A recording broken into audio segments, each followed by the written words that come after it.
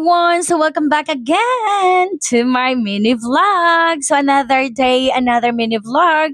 So by the way guys, this video was taken last October 2024 and it was my birthday! It's my big day! So pagkagising, diretso ako sa salon.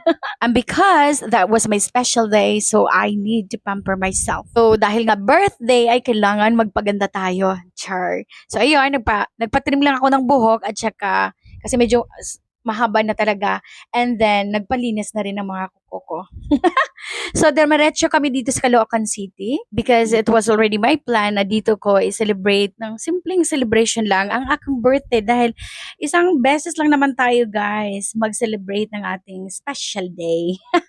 Well, we have to remember na always naman every day is a special day pero iba talaga kapag birthday mo. So, let's make it a little, special. So, ayan guys, dito kami. And then, nasad ako kasi hindi dumating yung mga ibang kapamilya ko. Well, in my side, meron din naman akong mali kasi nga, hindi na sunod yung call time namin. Kaya, ayan. Kami-kami na lang ang nag-celebrate. My husband and my son. So, thankful na lang din sa mga Kenny Rogers staff kasi sinurprise nila ako. Talagang na-surprise.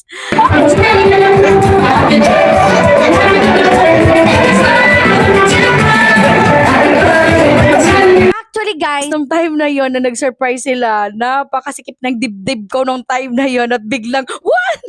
Parang gusto kong sumigaw, wait lang, hindi ako prepare.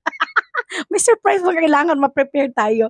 But then, yeah, continue the celebration. So dahil nga wala kaming bisita sa birthday ko, so yung 3/4 ng cake ay binigay ko sa mga staffs ng Kenny Rogers. Dahil sobrang napasaya nila ako. Full celebration, nag-ikot-ikot kami dito dahil sakto naman na nandito din si Catherine Bernardo at si Alden Richard. Dahil nag-promote sila ng kanilang movie, Hello, Love Again. Diba? Dami na naman kinilig. At bago pa matapos ang videong ito, gusto ko lang magpasalamat sa aking mga magulang na siyang nag-aruga, nagmahal at ang palaki sa akin. Thank you so much and thank you so much Lord for my 34 years of existing in this wonderful world. Thank you so much to my family and I'm wishing and praying na lahat ng mga pangarap ko sa buhay ay makamit ko na para sa pamilya, para sa bayan. Charot. Ow, kuyuan. So, ayan guys, tapos na yung presentation nila ni Kat dyan, and then, ayan, nagpictorial na sila, pero syempre, ang mga fans hindi masyadong makakapasok. Ayan. Well, ito, mga ibang clip din ito na, ayan sila, kumakanta pa. Well then, yeah, ang saya lang kasi may pa-concert si Kat at si Alden sa aking birthday. Charis. So, pagkatapos nga nila at hindi naman kami makalapit, so doon na lang kami lumapit sa stage na wala na sila.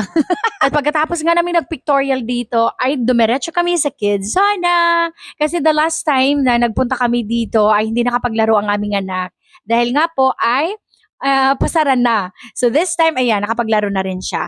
Pero mas malaki ang area ng Kids Zona sa SM Valenzuela talaga. Dito medyo maliit lang.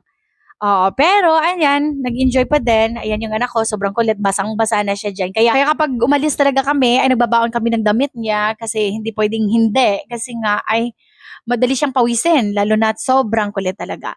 So pagkatapos noon ay dumaan kami sa Watson dito sa Happy Go na malapit lang din sa amin. Bibili sana ako ng Lipton pero wala yung gusto ko kaya sa online na lang ako nag-order. At ayan, yung umorder na lang din ang anak ko ng pang snacks niya. And then kakain din sana kami dito sa Jollibee. Kasi sabi ng asawa ko, parang busog pa din siya, parang hindi pa siya makakain talaga. So ayun, nag-take out na lang kami ng Jollibee para sa anak namin. And then bumili na lang din kami ng pork limpo para sa hapunan namin ng mag-asawa. And that's all for today. Thank you so much for watching. The end. Bye! Mwah!